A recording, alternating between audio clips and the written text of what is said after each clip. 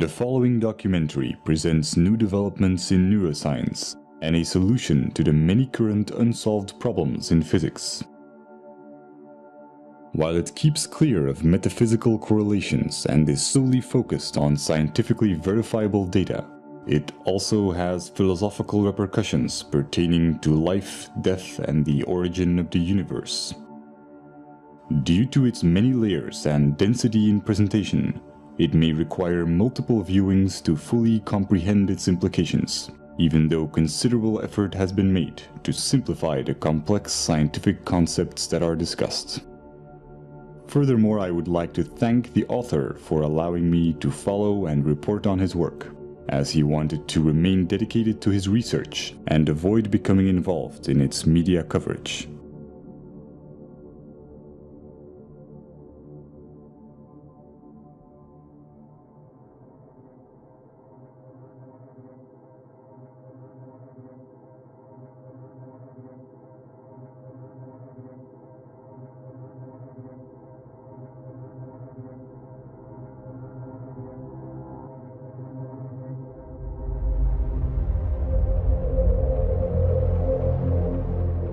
The human brain is a network of approximately 100 billion neurons.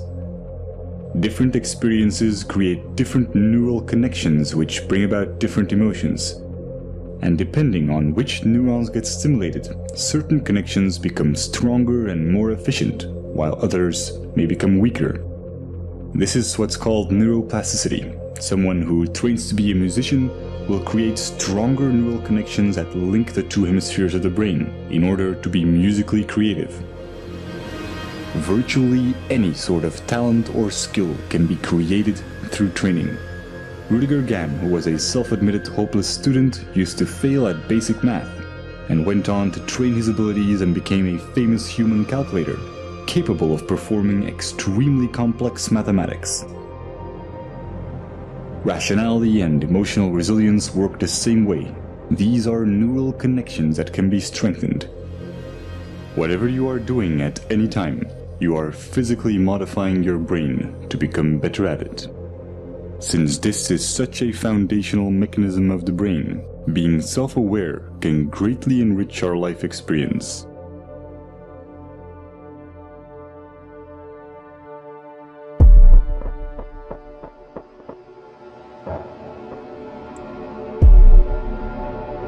Specific neurons and neurotransmitters, such as norepinephrine, trigger a defensive state when we feel that our thoughts have to be protected from the influence of others.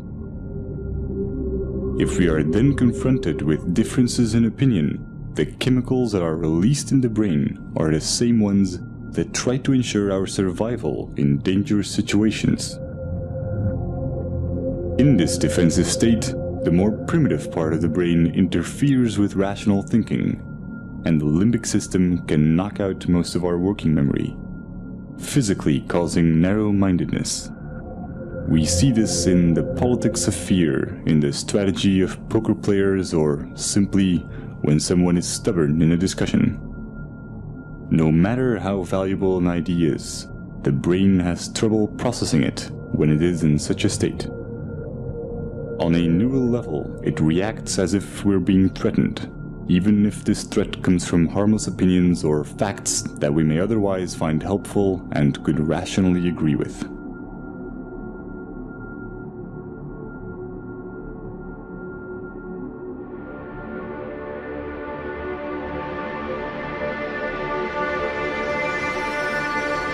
But when we express ourselves and our views are appreciated, these defense chemicals decrease in the brain, and dopamine neurotransmission activates the reward neurons, making us feel empowered and increasing our self-esteem. Our beliefs have a profound impact on our body chemistry. This is why placebos can be so effective. Self-esteem or self-belief is closely linked to the neurotransmitter serotonin. When the lack of it takes on severe proportions, it often leads to depression, self-destructive behavior, or even suicide. Social validation increases the levels of dopamine and serotonin in the brain, and allows us to let go of emotional fixations and become self-aware more easily.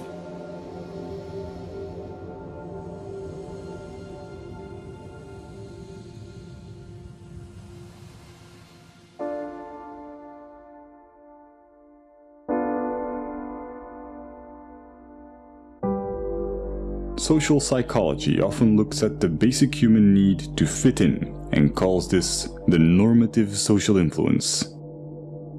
When we grow up, our moral and ethical compass is almost entirely forged by our environment, so our actions are often a result of the validation we get from society. But new developments in neuroscience are giving us a better understanding of culture and identity. Recent neurological research has confirmed the existence of empathetic mirror neurons. When we experience an emotion or perform an action, specific neurons fire. But when we observe someone else performing this action, or when we imagine it, many of the same neurons will fire again, as if we were performing the action ourselves. These empathy neurons connect us to other people, allowing us to feel what others feel. And since these neurons respond to our imagination, we can experience emotional feedback from them as if it came from someone else. This system is what allows us to self-reflect. The mirror neuron does not know the difference between it and others, and is the reason why we are so dependent of social validation and why we want to fit in.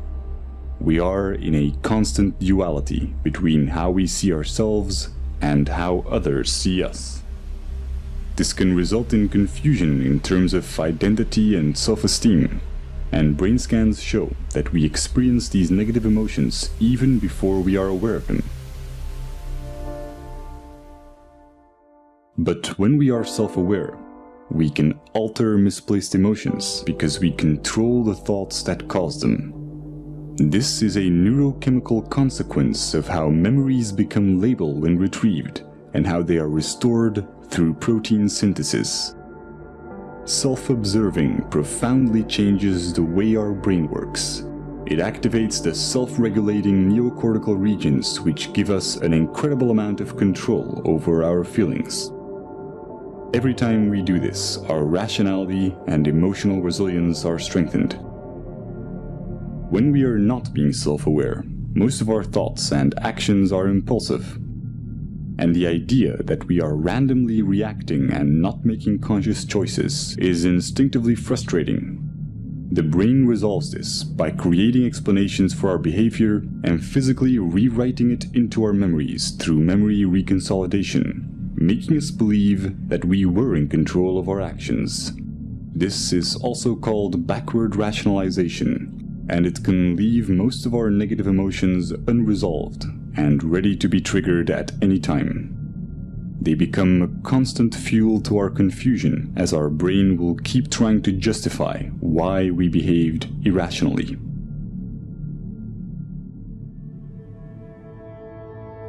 All this complex and almost schizophrenic subconscious behavior is the result of a vastly parallel distributed system in our brain. There is no specific center of consciousness. The appearance of a unity is in fact each of these separate circuits being enabled and being expressed at one particular moment in time. Our experiences are constantly changing our neural connections, physically altering the parallel system that is our consciousness. Direct modifications to this can have surreal consequences that bring into question what and where consciousness really is. If your left cerebral hemisphere were to be disconnected from the right, as is the case in split brain patients, you would normally still be able to talk and think from the left hemisphere, while your right hemisphere would have very limited cognitive capacities.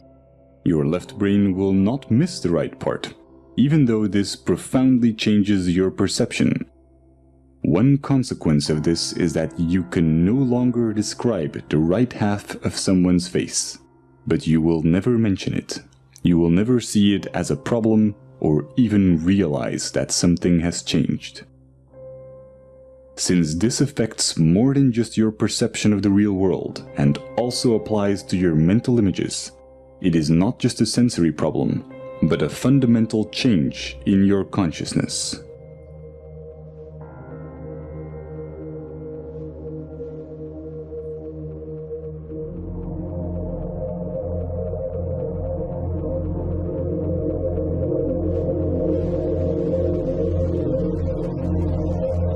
Each neuron has a voltage, which can change when ions flow in or out of the cell.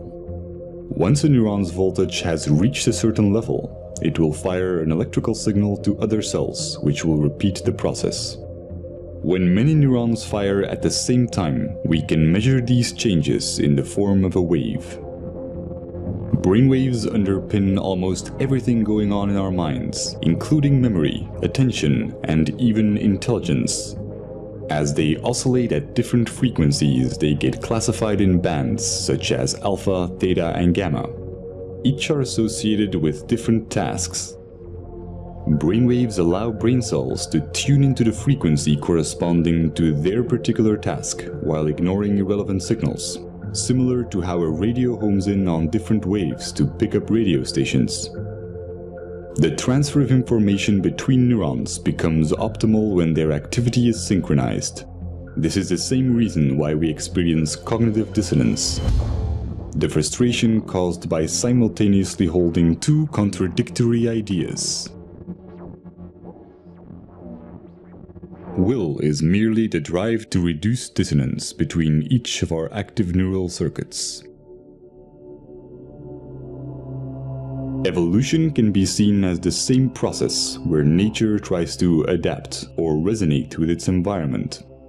By doing so, it evolved to a point where it became self-aware and began to ponder its own existence. When a person faces the paradox of wanting purpose while thinking that human existence is meaningless, cognitive dissonance occurs. Throughout history, this has led many to reach for spiritual and religious guidance, challenging science as it failed to give answers to existential questions, such as why or what am I?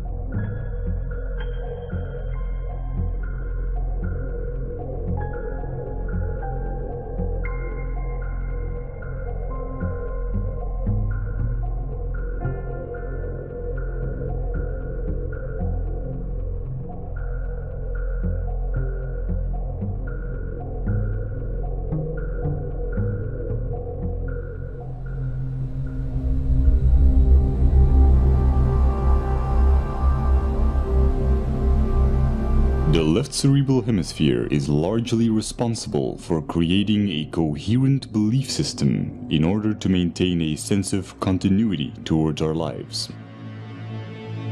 New experiences get folded into the pre-existing belief system. When they don't fit, they are simply denied. Counterbalancing this is the right cerebral hemisphere, which has the opposite tendency. Whereas the left hemisphere tries to preserve the model, the right hemisphere is constantly challenging the status quo. When the discrepant anomalies become too large, the right hemisphere forces a revision in our worldview. However, when our beliefs are too strong, the right hemisphere may not succeed in overriding our denial.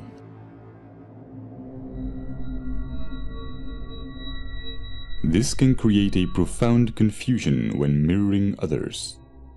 When the neural connections that physically define our belief system are not strongly developed or active, then our consciousness, the unity of all the separate active circuits at that moment, may consist mainly of activity related to our mirror neurons. Just as when we experience hunger, our consciousness consists mostly of other neural interactions for consuming food. This is not the result of some core self giving commands to different cerebral areas. All the different parts of the brain become active and inactive and interact without a core. Just as the pixels on a screen can express themselves as a recognizable image when in unity, the convergence of neural interaction expresses itself as consciousness. At every moment, we are in fact a different image, a different entity when mirroring, when hungry, when watching this video. Every second, we become different persons as we go through different states. When we use our mirror neurons to look at ourselves, we may construct the idea of identity. But if we do this with our scientific understandings, we see something completely different. The neural synergies that produce our oscillating consciousness go far beyond our own neurons. We are equally the result of cerebral hemispheres interacting electrochemically, as we are of the senses connecting our neurons to other neurons in our environment. Nothing is external. This is not a hypothetical philosophy. It is the basic property of mirror neurons, which allow us to understand ourselves through others. Seeing this neural activity as your own while excluding the environment would be a misconception. Our superorganismal features are also reflected in evolution, where our survival as primates relied on our collective abilities. Over time, the neocortical regions evolved to permit the modulation of primitive instincts and the overriding of hedonistic impulses for the benefit of the group. Our selfish genes have come to promote reciprocal social behaviors in superorganismal structures, effectively discarding the notion of survival of the fittest. The brain's neural activity resonates most coherently when there is no dissonance between these advanced new cerebral regions and the older, more primitive ones. What we traditionally call selfish tendencies is only a narrow interpretation of what self-serving behavior entails, wherein human characteristics are perceived through the flawed paradigm of identity, instead of through a scientific view on what we are. A momentary expression of an ever-changing unity with no center. The psychological consequences of this as an objective belief system allow self-awareness without attachment to the imagined self, causing dramatic increases in mental clarity, social conscience, self-regulation, and what's often described as being in the moment.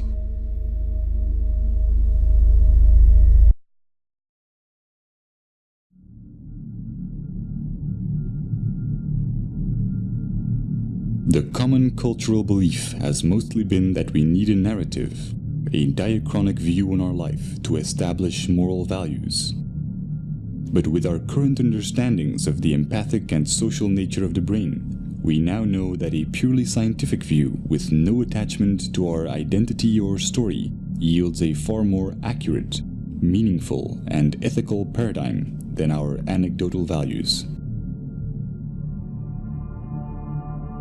This is logical since our traditional tendency to define ourselves as imaginary individualistic constants neurally wires and designs the brain towards dysfunctional cognitive processes, such as compulsive labeling and the psychological need to impose expectations.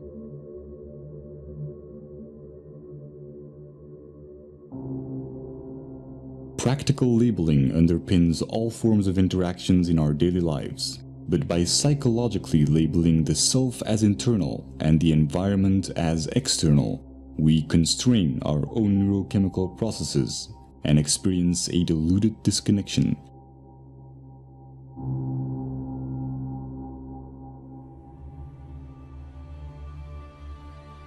Growth and its evolutionary side effects, such as happiness and fulfillment, are stimulated when we are not being labeled in our interactions. We may have many different views and disagree with one another in practical terms, but interactions that nevertheless accept us for who we are without judgment are neuropsychological catalysts that wire the human brain to acknowledge others and accept rationally verified belief systems without dissonance. Stimulating this type of neural activity and interaction alleviates the need for distraction or entertainment and creates cycles of constructive behavior in our environment. Sociologists have established that phenomena such as obesity and smoking, emotions and ideas spread and ripple through society in much the same way that electric signals of neurons are transferred when their activity is synchronized.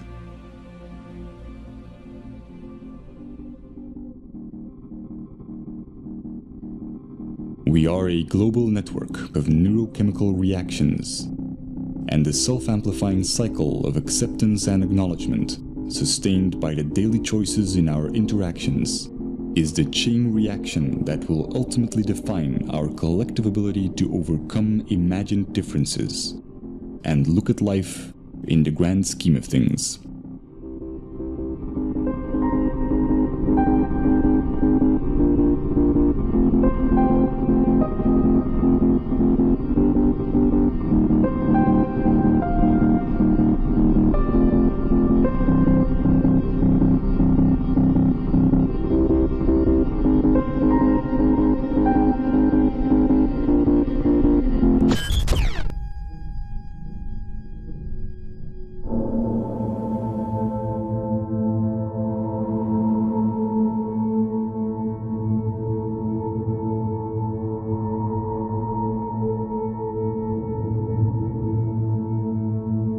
Throughout Turin's ongoing research, I've made a simplified but comprehensive overview of his current findings. This is my interpretation of the first few months of his work on unifying quantum physics and relativity. While it may at times be difficult to follow due to the subject matter's complexity, it also has some philosophical implications which are addressed in the epilogue. Over the past century, many groundbreaking discoveries have led to scientific paradigm shifts in our understanding of the world. Einstein's theory of relativity revealed how time and space are the same fabric, while Niels Bohr's research helped us understand the building blocks of matter through quantum physics, a realm that only exists as an abstract physical description. Afterwards, Louis de Broglie discovered that all matter, and not just photons or electrons, has a quantized wave-particle duality.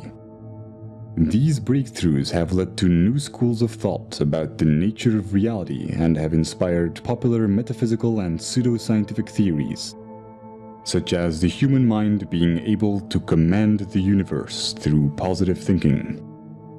However attractive, these theories have no verifiable evidence and can slow down scientific progress.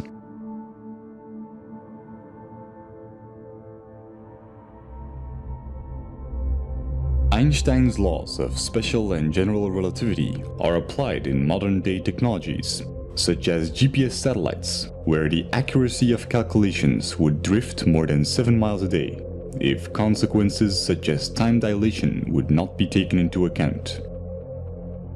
Time dilation is best illustrated by how moving clocks run slower. Other implications of relativity are length contraction, meaning that objects in motion decrease in length, and the relativity of simultaneity. It is impossible to say in an absolute sense whether two events occur at the same time when they are separated in space. Nothing can travel faster than the speed of light. This means that if a bar of 10 light seconds long would be pushed forward, it would take 10 seconds before the action can take place on the other side. Without this time interval of 10 seconds, the bar does not exist in its entirety. This is not due to our limitations as observers, but due to an inherent consequence of relativity, where time and space are interconnected and cannot exist without each other.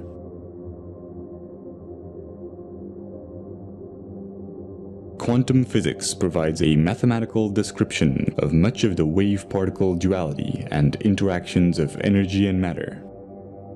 It departs from classical physics primarily at the atomic and subatomic scales. The mathematical formulations are abstract, and the implications are often non-intuitive. A quantum is the minimum unit of any physical entity involved in an interaction. The elementary particles are the basic building blocks of the universe. They are the particles which all other particles are made of. While in classical physics, we can always split things into smaller bits, for quanta this is impossible. As a result, the quantum world presents many unique phenomena that cannot be explained through classical laws, such as quantum entanglement, the photoelectric effect, Compton scattering, and many more. There are many exotic interpretations of our quantized world. The most widely accepted among physicists include the Copenhagen interpretation and the many worlds interpretation. Current trends show substantial competition from alternative interpretations such as the holographic universe.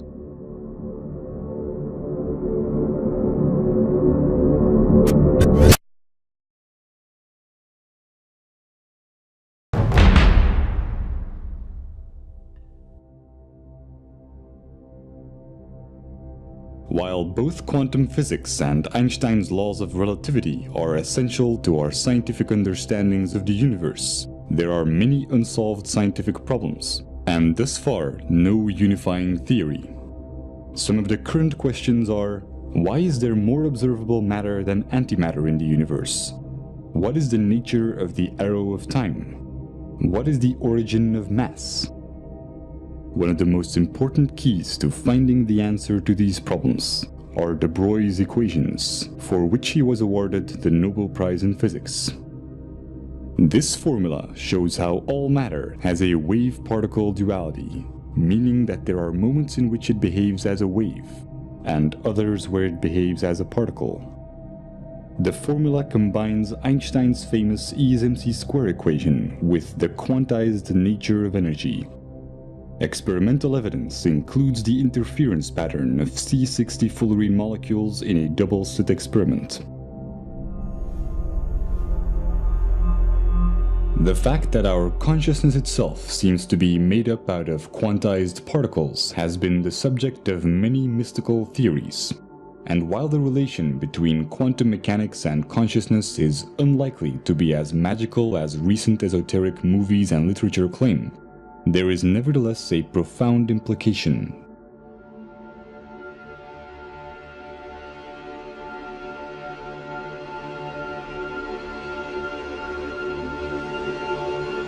As de Broglie's equations apply to all matter, we can fundamentally establish that C equals hf, where C stands for consciousness, h for the constant of Planck, and f for frequency. C is responsible for what we experience as the now, a quantized or minimum unit of an interaction. The sum of all moments C up till the current moment is what shapes our concept of life. This is not a philosophical or theoretical statement, but an inherent consequence of all matter and energy being quantized. The formula shows how life and death are abstract constructions of C.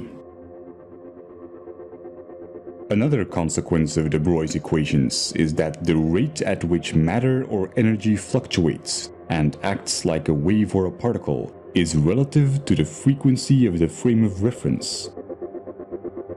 Increases in frequency